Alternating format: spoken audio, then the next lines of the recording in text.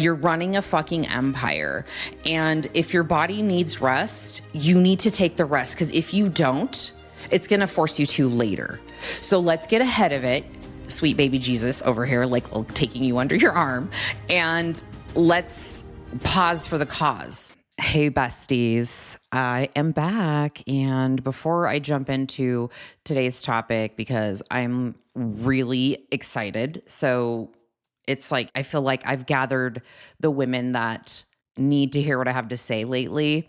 I feel like I've gathered a lot of you, and I'm gathering more, and we're just gathering like little witches. But before I jump into today's rant and kind of just sharing my own experience and saying, hey, I see you, I want to tell you about something we have going on at the end of this month, okay? So if you have had the pleasure of listening to any of the episodes that I've done with my special guest, who is also my very best friend in the entire world, almost Dr. Crystal Barrera. She's not a psychiatrist. She's on her way.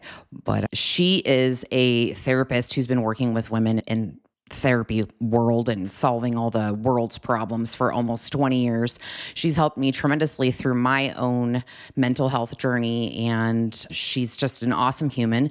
And we have done several podcasts. You guys have loved it. So we're actually bringing a free masterclass. Her and I are brewing and thinking of some things to do to work together to really bring both of our expertise into one, to really help my one-on-one clients and all of our clients in our coaching. And then obviously sharing all kinds of amazing things with you guys as well. And part of that is we've been working for the last about 2 months now on this masterclass and just having really amazing conversations around the things that she's seeing in her therapy practice, the things that I see with my clients. And the overarching theme is burnout. And so I said, I really want to bring a masterclass on helping women understand what their burnout looks like, how it shows up. And oftentimes you need somebody who is a fucking question ninja, like my bestie, okay, because that's her job, to help you peel back the layers of the onion to see what it is that needs to be the next boss that you have to fight in the level of life. And so we're putting this together. It's free. It's just like my love and her love poured into time spent together with women who really need to come to themselves. Okay. So it's Thursday. It's on a Thursday. I know we usually do these on a Sunday, but we're mixing it up a little bit. Thursday, May 29th at 5 p.m. PST, 8 p.m. on Zoom.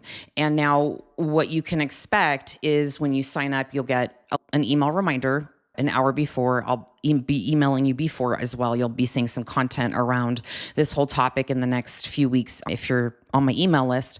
But what our goal is that you come into this masterclass and treat it like a group coaching session, right? We can't say group therapy because that's out of our scope of what we're doing here, right? We're not going one-on-one in that deep, but a group coaching session.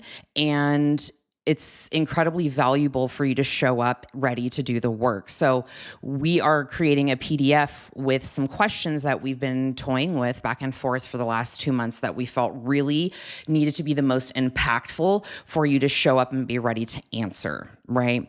So that is going to be, like I said, Thursday, May 29th, 5 p.m. PST, 8 p.m. EST. If you can't hear that I'm passionate about it, I don't know. I can't fake this shit, but it's going to be a beautiful time together. Make sure that you go and register so that way you get all the emails. If my shit lands in your spam, you have time to pull it out of there and put it in your primary folder if you're on Gmail. And we'll spend some time together and get to know each other and kind of talk through all this fun stuff. So if you have not noticed, I've become a little more in my feels, right? This has been going on for a few months now. And I don't believe that all social media consumption is bad for you or toxic, okay? Because I have met myself some amazing creators and just have seen their journeys and how things have evolved for them and really felt like they're my people. Like, even though I may have never interacted them in real life, but I see how authentic they are and I love it, right? It's just like you want to work with people who are just step into owning who the fuck they are because it's just refreshing and they have their own quirks, right? So if you are a TikToker, and listen, you guys, I just barely got onto the TikTok probably within the last 2 years as far as consuming. I was trying to create there. It's not, TikTok is like an amazing community. And so is Instagram, but TikTok is on a whole different level. And those of you that know, you know, right? I live for the comments of TikToks, but the content that I consume over there, which by the way, I had thought selfishly about making a podcast about everything that I'm like consuming right now. That's just like elevating just my frequency, like my energy, right? But and this is going to be squirrely, you guys, in true Diane fashion. I'm medicated, caffeinated, and like I'm super hyper today. One of my favorite creators right now to follow is Leo Skeppy. And those of you that watch Leo, you be knowing, okay? Now, for those of you that don't know who he is, your homework is to go to TikTok and watch some of his stuff, some of his content there, okay? Leo Skeppy, the way that I don't even have this written down, but just as I could sum him up, I call him my TikTok son, okay? He is adorable as all get out. If I was younger, I would have had like a mad crush on this man. He's like the bad boy that you love to hate, but you also love.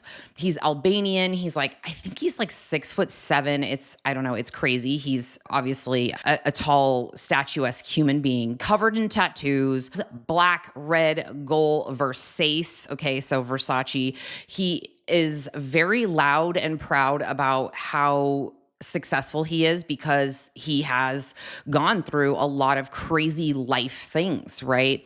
He has an amazing story. You know, when you watch his stuff, you'll immediately find out, you know, he loves to boast and be proud that he's Albanian and that he is a self-made man and that he carries a gun. Like, I know way more about Leo Skeppy than I know about some of my friends, okay?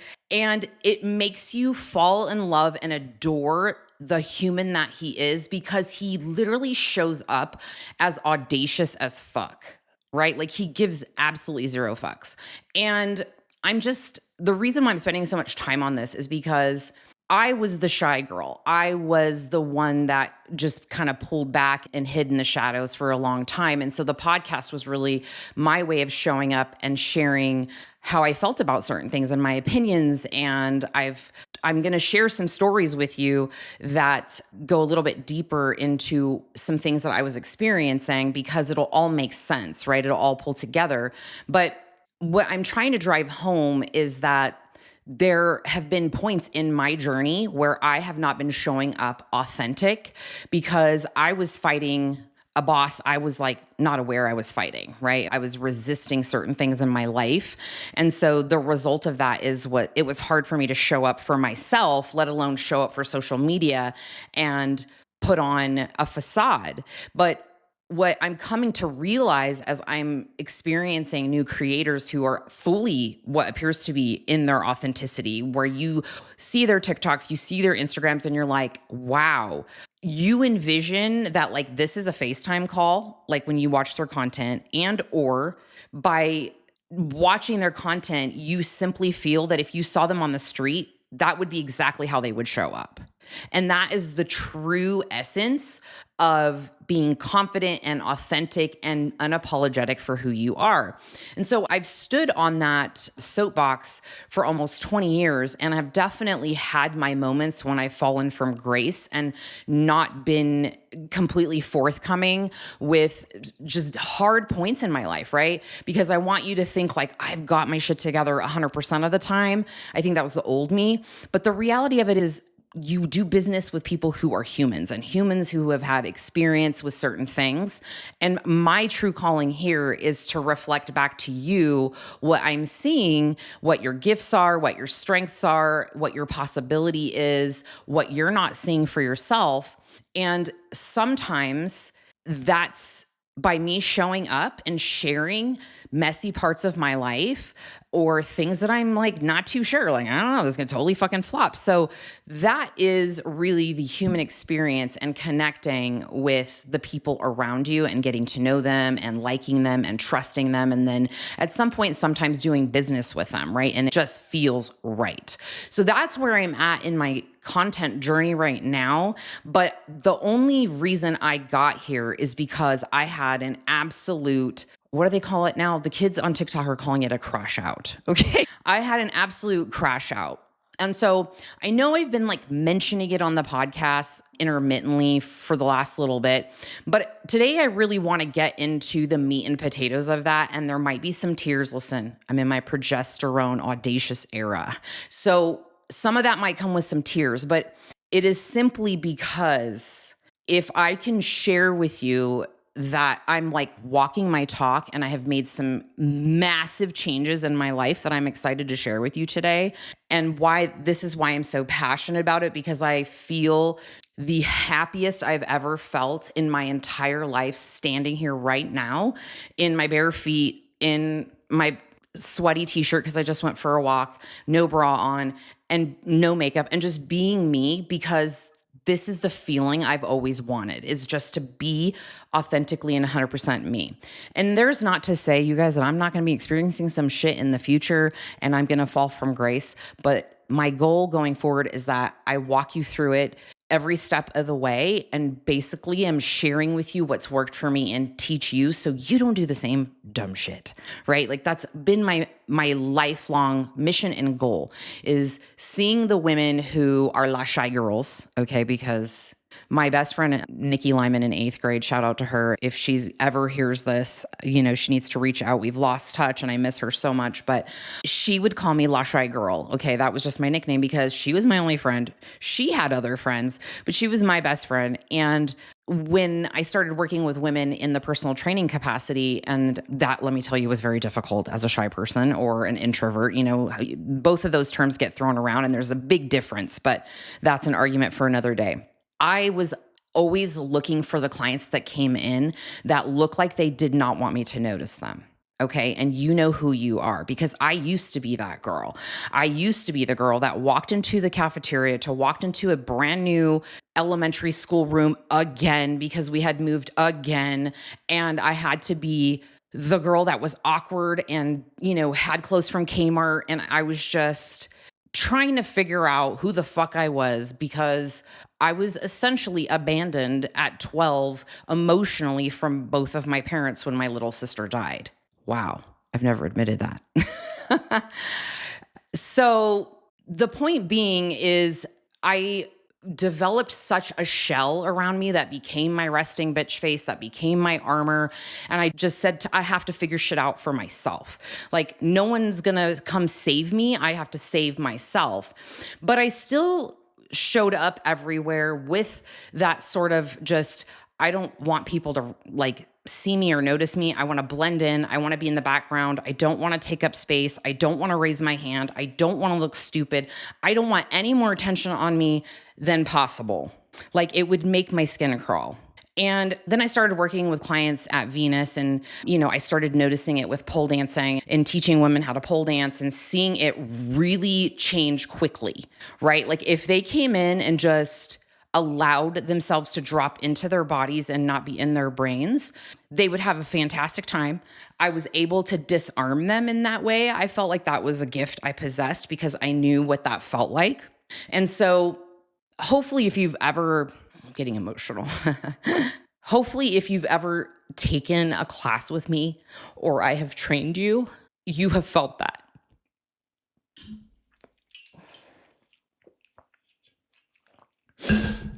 Okay, so TikTok says when you start to cry or you start to get too emotional, do math in your head and it'll help you get your shit back together. So I'm like doing 8 plus 8 is 16. 16 plus 16 is 32. Okay, so back to what I was saying. I know I went off a little bit there. Let me wrap it up and bring it back to basically say, I'm here to just teach you the lessons that I've learned. And if we get the opportunity to work together in a one-on-one capacity or through any of our, group coaching or programs or anything like that, I am absolutely honored. And I love that. If I never get to work with you and you just listen for the rest of your life and I've helped you, one person in any way, great. I'm so happy for you too. If you listen and you have never any intention of buying and you share with your friends and you talk it up, you are doing my marketing for me and I could kiss your forehead. Okay. So share it up if you feel compelled, and it's just, you just know I'm like blowing you kisses from the microphone. Okay.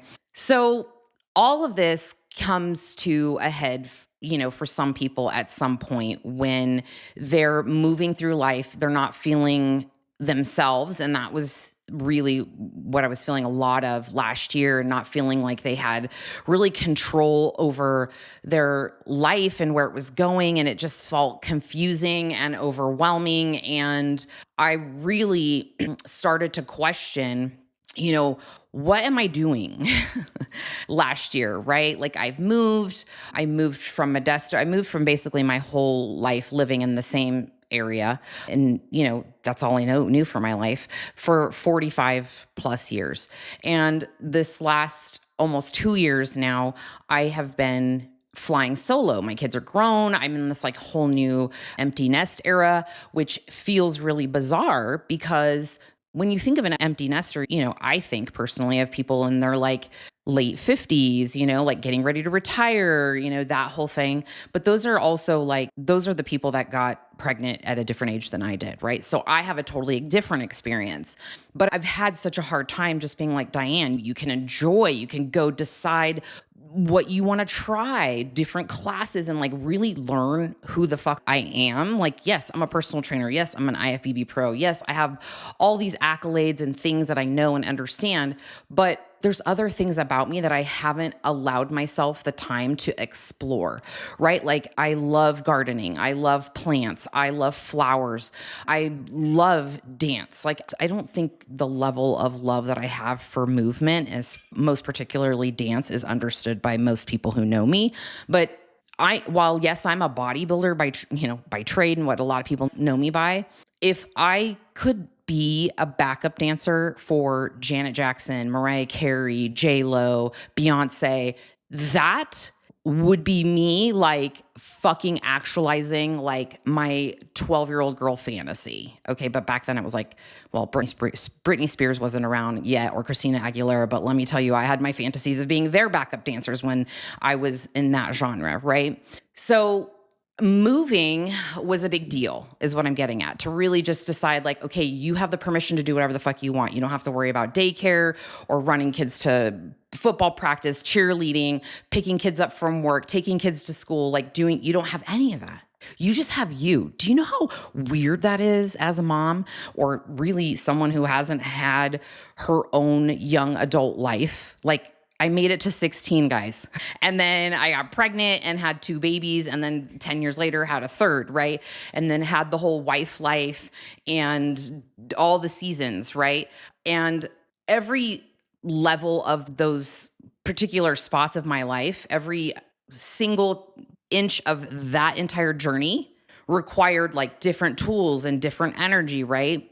But at the end of the day, I knew that at some point I was going to want to get back to like the essence of who I know that I am before, again, the world told me who I had to be, right? You have to be a great mom. And like now you're a business owner and you have like all these people you got to manage, and like you're chasing goals and go and hustle culture and all this, right? And so all of this has just been layered on me because I thought that's what I wanted, right? Every year we would be growing the studio more, and I'd be growing my team. And with more growth is more team, is more expenses. And then I started the podcast. Okay. The podcast, then, if you can't tell, I love the podcast. Like it last year was rocky, and this is the bulk of it, but it's so refreshing for me to get on here and just like show up. Like if you saw my notes now compared to how last year my notes were, it's night and day. My notes are now my journal, right? And it's easier for me to tap into like the passion behind it, because last year I leaned way too heavily on Chat GPT and then regurgitating it in my own voice. And it just didn't feel like me. And it was still great content and still great information, incredibly helpful. There's nothing that I've ever feel that I've shared that hasn't been an honest way for you to achieve whatever it is I'm talking about. But the ness of me was gone. The audacity, the outrageousness, the ability to just go off script and like in tangent, right? It was just too structured, and it felt like a bit of a prison. And it became sort of the mechanism that drove the entire engine of the brand, like Venus and Boss Bitch, right? You guys are getting like the behind the scenes, the BTS shit here, okay?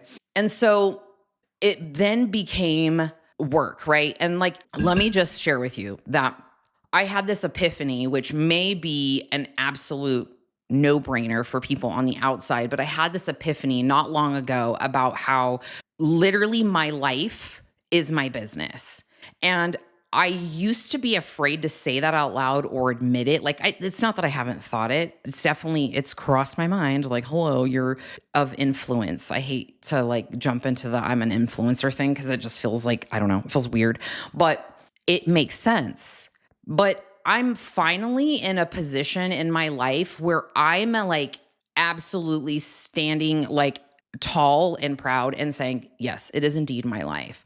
I have monetized my life, my experiences, the things that I'm learning, like everything I'm doing and pouring into myself to create a better life for myself is because I want to learn it and I want to hack it and I want to teach it to other people because listen, your girl wasn't like, I don't have a PhD over here, right? But like my life is pretty damn good. But last year, I thought, if this is what I have to do to sustain this, it is not worth it for me. I am not happy, right? I am just not happy. I was sick a lot. The first half of 2024, I had, I believe, at least 4 upper respiratory infections. Like I'm talking green mucus, or there was a time I had a fever. Like it was bad. I had the worst GI issues. And listen, if you're in my close 5 friends group, you already know.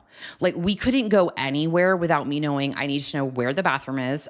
Like same thing with Jack. Like I wasn't giving him the gory details, but my girlfriends got the gory details of what was coming out of my body. Okay. I'm talking, I would be in the restroom sometimes 14 times a day and I ignored it. And it went on not for a couple days. It went on for months. I'm talking like 5 months. And I started doing some tests and trying to figure out like what is going on because I know better, right? Like I coach people for a living. I tell them like, hey bitch, this is the fucking check engine light that's coming on. And guess what I did? I thought I was the exception to the rule and I ignored it. And I ignored it and I ignored it. And then finally I waved the white flag because we were with another couple. I can't remember. I think we were in San Diego. Yeah, we were in San Diego and we were going to a lifestyle New Year's party, right? It was me, Jack, and some of our friends. And so we had walked somewhere for breakfast. And I remember leaving the hotel and I thought to myself, cause like nothing would help. Like Imodium, like you guys are probably thinking like, oh, did you take anything? Yes, I tried everything. Nothing would work. It would like laugh at Pepto. It would just like scoff at Imodium, right? And so we went and had breakfast and we're sitting there and I remember just plain as day, it's like within 10 minutes of eating, I would instantly start to feel my stomach. And I thought I have poop anxiety. I'm just going to put it out there. It is very difficult for me to battle things like this if I'm not feeling well and want to go anywhere, right? And so when I lived in Livermore, I didn't do much of anything, if I'm being honest. I didn't go out to coffee shops. I didn't do any socializing. I met up with like one of my Instagram friends, but like I did nothing because I was like plagued with this. So we eat breakfast. I'm sitting there, it hits my stomach and this was kind of one of the big highlights of the moment where I was like, I need to do something about this. And I was like, okay, everybody's ready to leave. It hasn't hit my stomach yet. You be knowing, like if you have stomach issues, you can relate. And I'm like, okay, the best case scenario is that we make it back to the hotel and I can like sprint into the bathroom on the lower level of the hotel. Like I was doing all this mental gymnastics every time I had to go anywhere or eat anything. And let me just tell you that we were not even halfway to that hotel and instantly it hit my stomach. And what did I do? There was nothing I could do, but I did not shit my pants. Okay. I didn't shit my pants, but Jack was basically almost dragging me. Vinny just jumped up here because he hears me yelling. Vinny is my 7-month-old ragdoll cat, and he is just like a precious little devil. Anyways, so he was basically like dragging me back to the hotel because I was doubled over and just like I could barely breathe. I mean, it was terrible. And this was normal. This was like happening normally, right? And so I know that I had some testing done and she's like, okay, you have leaky gut. And I'm like, okay, great. And so we started going through just what it could be, right? Like the gal that I was working with the integrative med stuff at that time, she just kind of took me through like, okay, is this going on? Is that going on? Are you eating this? Are you doing that? And then we kind of pinpointed that it was due to stress. And I hate hearing that, right? Like I hate hearing that because I just feel like I've been through so much stress in my life that like, how am I not able to like handle this? Right? Like I've been through worse. I've been like in bodybuilding prep and running a business and have 3 small children and find out my husband had an affair and like doing this stuff and blah, blah, blah. And like fucking just armored up, showed up. But like my body was like, yeah, well, guess what? I'm done doing that. I'm done doing that, bitch. You don't have to do that anymore. So I'm going to shut you down. And if you don't shut down, like things are going to be bad. So I really had to sit with that. And this is a love letter to just my high achievers. I'm feeling like right now I'm the coach that's coaching coaches because that's the majority of what my clients are now. And so I see it in them in conversations that we're having and like just some of their check-ins and some of them. And I go back and forth in WhatsApp and we're having a conversation there. And I'm like, hey, so less sleep isn't a great idea, right? I know you want to push. I know you want to do this, but like 5 hours isn't ideal, right? You're running a fucking empire. And if your body needs rest, you need to take the rest. Because if you don't, it's going to force you to later. So let's get ahead of it. Sweet baby Jesus over here, like taking you under your arm, and let's pause for the cause. Like, let's remember why you started to run your own company, be your own boss, do your own thing. It's because you wanted the freedom to make your own choices and live your own life. But if you are sacrificing your health for that, I mean, let's get real, right? I had to get real with myself. So I realized I couldn't do it anymore. It was too much. I was like, we're having $60,000 months. We're fucking hustling. We're churning. I've got like 9 employees over here in California. I've got like 6 employees on the boss bitch side. I have all these contractors that help me with different projects and things that I have going on for Instagram ads and Facebook ads and creating my reels and running my YouTube page and my Facebook page and this, like, I'm fucking tired just talking about it. Right? So around November had a really big come to Jesus moment because, I'd gotten better from my stomach stuff, but I just finished like the Angel Competition bikini fashion show. And it dipped me into a little bit of being back in my bodybuilding feels and kind of get a taste for it and realize like, I'm not interested in pushing my scale weight so low that it affects my ability to do really good work in the world because I'm fixated on my hunger. Does that make sense? Like that was not something I'm willing to sacrifice anymore. So I'm being kind to my body, right? So I started working on that and the New Year's hit and I've been thinking about something and it's been, this is probably going to be a big reveal for some people that lived in my town and others already know because we're not really keeping it a secret. We just haven't really mentioned much yet. But I just decided that I needed to have a Britney Spears moment with my life. Okay. So you guys remember when she like had a moment, walked into a barbershop, they shaved all of her beautiful blonde hair off of her head. Well, I haven't shaved my head, but I got real with just what exactly is it that I want in my life. And so when I thought about becoming an entrepreneur and a businesswoman and all this, it was really because I had a really terrible fucking boss. That my last boss that I had for almost 8 years was terrible, okay? Absolute terror. I really don't, I'm speechless, right? It was awful. So much, in fact, that like I was already prone to depression. It was something that's like very prevalent in our family. But the entire time I worked there, I had to be on antidepressants because I cried more days than I probably didn't working with him sometimes. So I knew that I wanted to work for myself at some point, and I didn't know what that looked like. But I knew that when I went on maternity leave and I started working from home doing medical transcription, actually was doing it as a side hustle when I was working 40 hours at this doctor's office for this dictator that I worked for. And so I knew like, okay, I can work from home, and I wasn't making a ton of money at the time. I want to say like a great month of medical transcription back then was close to like $3,000. Okay. So it was help. I mean, back then it was 18 years ago.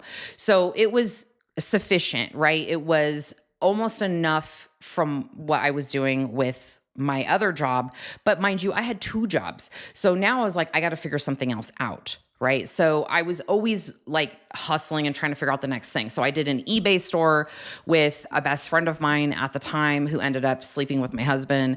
And I mean, that came a little bit later. But after that, it was like my sister and I started the traveling pole dance business. And so there was always this like evolution of sorts that was happening.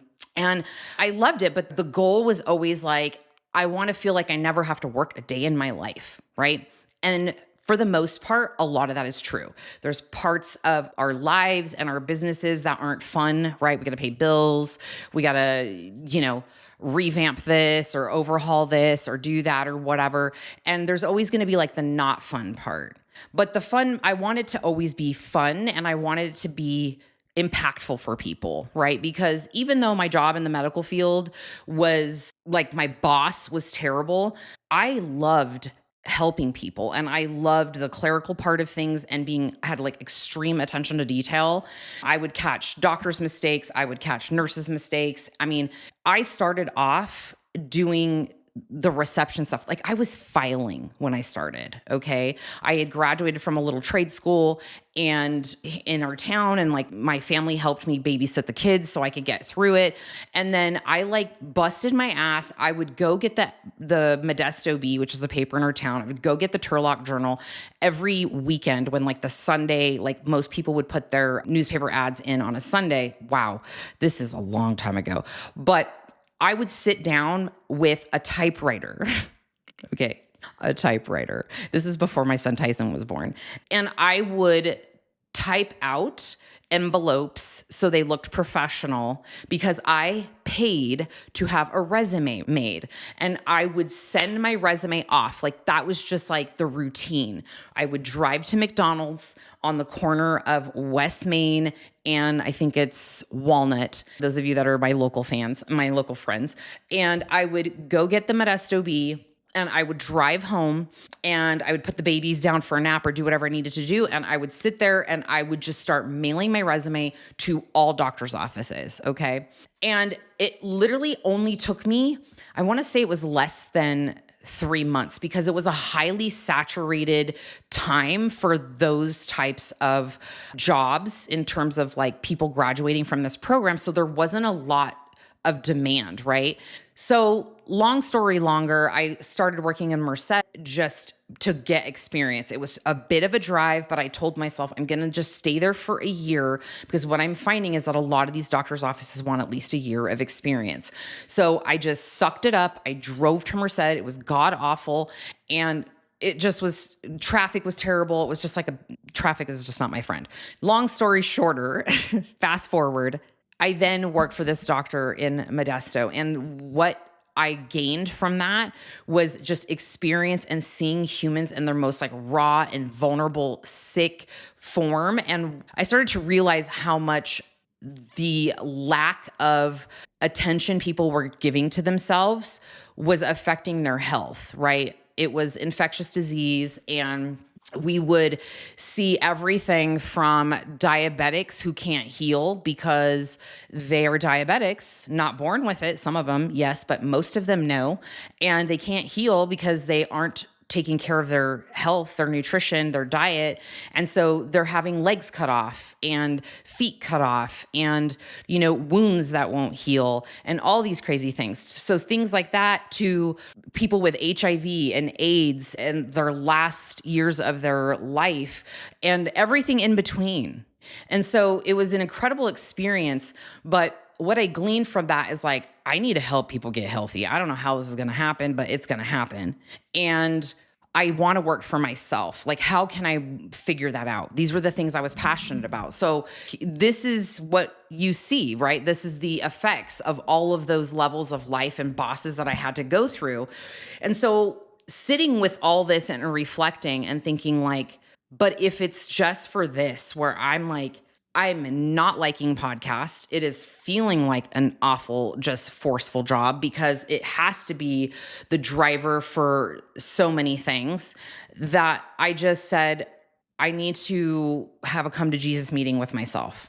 And so that's usually a long span of introverted moments where I'm purging, okay? I'm purging with Crystal. I'm purging with my therapist. I'm purging with my journal and also with Jack and like the people that I know me really well. And I'm like, what needs to give? And so I decided I need to pick a horse and ride it because just like any endeavor in your life, there's this old-timey saying, if you chase two rabbits, you catch neither.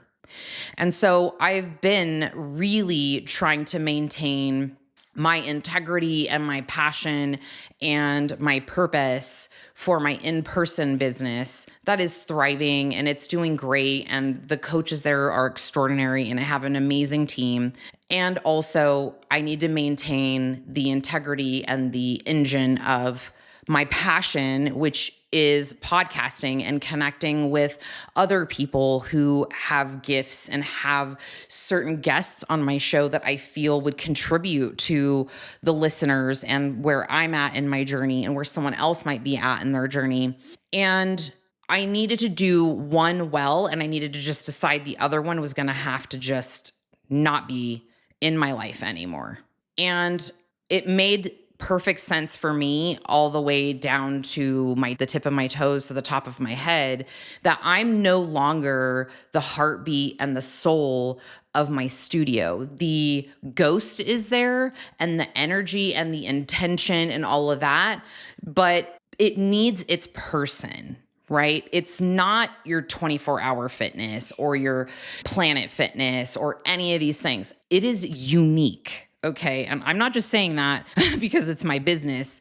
That is my intention is that it is unique. It is going to be the place that every girl can come in and learn how to be strong in their body without feeling intimidated with being in the gym with sweaty men or machines they don't understand or fear of looking stupid or afraid that people are staring at them. The list goes on. And it's always going to be that in my heartest of hearts and souls of souls. But with that type of brand and like just community driven mission, it needs its leader. And its leader is leading not the greatest, right? This was a discovery I had to come to. And my team, I hope they listen. I'm going to share it with everybody. But I take full accountability of my lack of showing up in certain ways that I really needed to and make sure that my team was showing up as best as they could so they could be they need to be the brand and for themselves and show up for the clients so the clients know that they're living in integrity too, right? So with that, I made the decision that I'm selling my business. And it's been going on for months now. So we are in the works of this entire transition right now.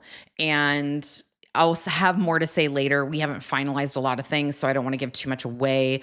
But it's going to be fantastic. It's going to be amazing. It's going to be the best thing that's happened for Venus in a minute, right? Because it's going to have the intention of someone who really wants to make a change in the community and is going to make the time to do that. So I had a Brittany moment. I decided that, and I decided that if the people I had in mind to connect with as potential owners, because it wasn't like I was just going to be like, hey, my business is for sale. Anybody want it? Like, no, sorry, it's my child, right? It's 18. It just graduated from high school and I need to give it to somebody to carry it through college and maybe beyond, right?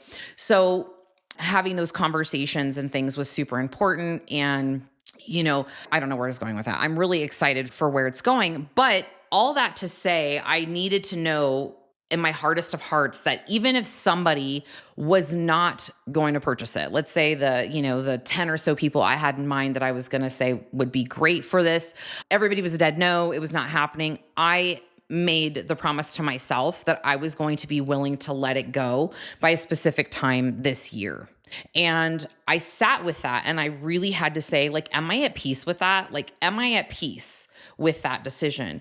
And the answer was yes, because I know that I need to be in a season where I am choosing me. And choosing me means like, I don't want to show up overworked, unrested, frustrated, not happy, just juggling this big operation, because that is not the feeling I've been chasing, trying to be a boss bitch, right? That's not the feeling I've been chasing. It's been, I need to have this business feel easy. I'm in a season of, it needs to feel easy. If it does not feel easy and fun, then I don't want it. Okay. And listen, I know you're like, okay, must be nice to live in this fucking like fantasy world, but let me share with you how I frame that. All right, deep breath. I know this is a lot, my love, but I'm just getting into the real meat and potatoes here in this podcast. So pardon this abrupt little interruption here. I didn't want to rush it, and I want you to be able to sit down with what I'm just unpacked and let it sort of simmer and marinate. And so I'm splitting this into a 2-part episode. So make sure you come back next week, pick up where I left off on part 2, because that's really where I tie this all together and drop the fire that you don't want to miss. So come back, see me next week. If you haven't already registered for our free masterclass, make sure to check out the link in the description and join us. You will not want to miss it. It is, again, the coffee with coaches that we normally do on Sundays. We're moving this over. So it's going to be a masterclass on Thursday, May 29th at 5 p.m. PST, 8 p.m. EST on Zoom with my bestie, almost Dr. Crystal Barrera, talking about from burnout to boss bitch. And I hope we see you there.